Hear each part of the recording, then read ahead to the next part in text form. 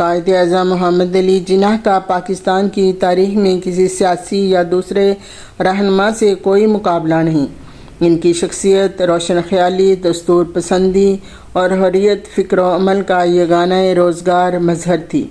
بابائے قوم اور لیاقت علی خان کی سیاست کے ذرائع ترکیبی مختلف تھے، لیکن قائد اعظم کے بعد مسلم لیگ کی صفوں میں کوئی لیاقت علی خان بھی نہیں تھا۔ 1946 میں عبوری حکومت قائم ہوئی تو بھائی پٹیل کی اماں پر لیاقت علی خان کو وزارت خزانہ کا قلمدان سونپا گیا۔ پٹیل مذہبی تعصب کا ٹکسالی نمونہ تھے۔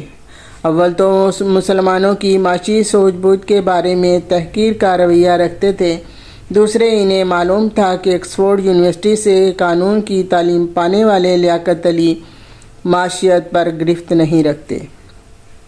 پٹیل بیک وقت لیاقت علی کو ناکام بھی کرنا چاہتے تھے اور بہادر سپرو کی سربراہی میں اس کانگریس کمیٹی کی رپورٹ کو بھی غلط ثابت کرنا چاہتے تھے، جس میں بتایا گیا تھا کہ پاکستان کی نئی مملکت مالی اعتبار سے قابل عمل توانا ریاست ہوگی۔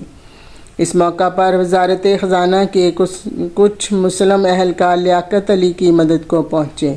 ان میں چودھری محمد علی، غلام محمد، زاہد حسن اور عبد القادر وغیرہ شامل تھے۔ ان لوگوں نے دفتری ہتھ کنڈوں اور معاشی جوڑ توڑ سے ایسا جال بچھایا کہ سردار پٹیل بلا اٹھے۔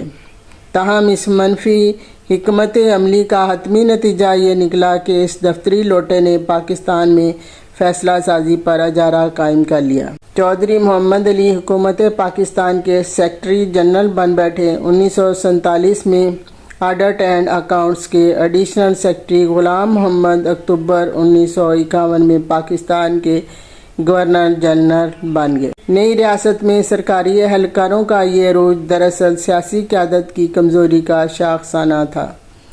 دفتری فائلوں کے یہ شہسوار جلد ہی بندوق برادر ریاستی اہلکاروں از قسم اسکندر مرزا اور ایوب خان کا بغل بچہ بن گئے۔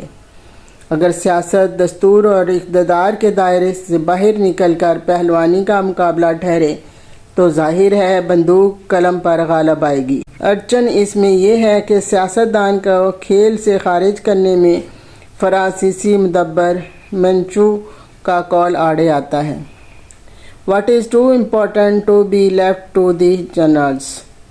جنگ تو ایک ہنگامی تعطل ہے، معمول کا ریاستی بندوبست جنگ سے کہیں زیادہ پیچیدہ سرگرمی ہے۔ اس کارگے شیشہ گری میں معیشت، قانون، پالیسی، تمدن، ضروریات زندگی، عام انسانوں کی روزمرہ زندگی کی تفصیلات، تاریخ کا جبر، جغرافیائی حقائق، مقامی تہدیدات اور عالمی حقائق، سیاست کی وسعت میں منی ایچر کی ہنرمندی کا تقاضا کرتی ہے۔ اسکندر مرزا کو پستول دکھا کر استعفیٰ لینا آسان ہے، لیکن اس کھیل کے انجام پر وہی پستول غنیم کے سپرد کرنا پڑتا ہے۔ اس بیچ معیشت چلانے کے لیے کرائے کے ٹیکنوکریٹس درآمد کرنا پڑتے ہیں۔ آپ فہرست گنتے جائیے: محمد شعیب، محبوب الحق، غلام اسحاق خان، معین قریشی، شوکت عزیز، حفیظ شیخ اور شوکت ترین وغیرہ۔ اس تمہید کا مقصد آپ کو ایک پرانا واقعہ یاد دلانا تھا۔ درویش چاہتا ہے کہ تاریخ سے پیچھا چھڑا کے تصوف کی حکایات لکھے۔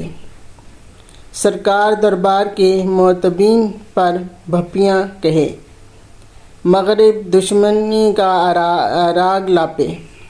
مجبوری مگر یہ ہے کہ اندر کی کسی خبر تک رسائی نہیں، اور باہر کی دنیا ایسی بسیط ہے کہ ہم ایسوں کی حدتِ خیال سے ماورا ہے۔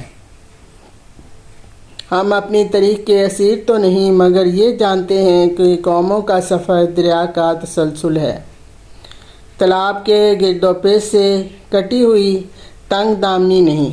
نازک مزاج شاہاں یہ چاہتے ہیں کہ اقتدار غانے خاک ماضی کے جرائم کو فراموش کر کے کسی اگلے شعبے پر تالیاں پیٹیں۔ لکھنے والے کا فرض ہے کہ تاریخ کو فراموش نہ ہونے دے۔ قوم کا حافظہ سلامت ہوگا تو آج کے فریب کو سمجھ سکے گی۔ تو آئیے 50 کی دہائی میں چلتے ہیں، جہاں گورنر جنرل غلام محمد نے اپریل 1953 میں خواجہ ناظم الدین کو برطرف کر دیا تھا، اور پھر اکتوبر 1954 میں محمد علی بوگرا کو باقاعدہ فوج کی تحویل میں اپنے حضور طلب کر کے دستور ساز اسمبلی بھی توڑ دی۔ نئی کابینہ میں باوردی ایوب خان کو وزارت دفاع کا قلمدان سونپا گیا تھا۔ یاد رہے کہ یہ وہی برس ہے جب کوریا کی جنگ میں گندم، کپاس اور پٹسن کی برآمدات بڑھنے سے پاکستان کی GDP میں ترقی کی شرح 3% سے چھلانگ لگا کر 9.2% تک جا پہنچی تھی۔ مئی 1955 میں کراچی کے نام نہاد زمہ کے ایک وفد نے مفلوج گورنر جنرل غلام محمد کی خدمت میں حاضر ہو کر نااہل، بدعنوان اور خود ساختہ دستور ساز اسمبلی سے قوم کو بچانے جیسی اعلیٰ خدمت پر محافظ ملت کا خطاب قبول کرنے کی درخواست کی، جو غلام محمد نے مصنوعی انکسار سے منظور کر لی۔ صرف 3 ماہ بعد اگست 1955 میں اسکندر مرزا نے محافظ ملت کو ڈنڈا ڈولی کر کے گھر بھیج دیا اور خود گورنر جنرل بن گیا۔ ملت کے ایسے محافظوں ہی نے قوم کو موجودہ حال تک پہنچایا ہے۔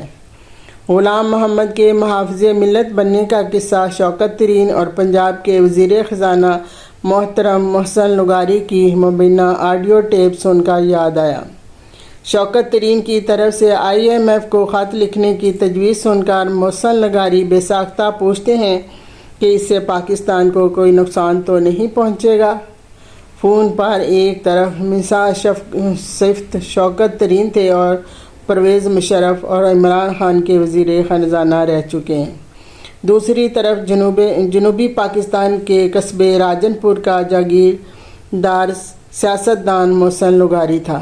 مبارک ہے وہ زبان جو کوئی فیصلہ کرنے سے پہلے ملک کے مفاد کا سوال اٹھاتی ہے۔ شوکت ترین کا کیا ہے، کہیں بھی ملازمت مل جائے گی؟ درویش نے محسن لغاری کا سوال سن کر بے ساختہ کہا، محسن لغاری تم محسن پاکستان ہو۔